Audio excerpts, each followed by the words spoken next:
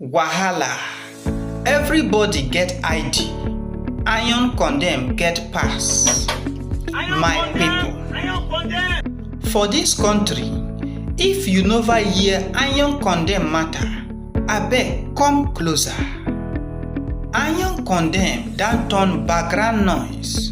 247 you dey hear am, and e no get any corner wey dem no dey enter. The scary part no be only the stealing, na say we no know who be who again. Who be ordinary person? Who be spy? Or who be informant? Everybody just dey waka free.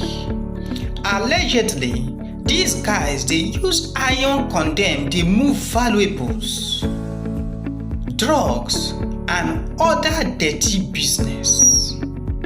Yet e still be like say dem dey above the law. The true talk be say e don reach time wey government go wake up, put better law, enforce am and regulate am before e regulate us.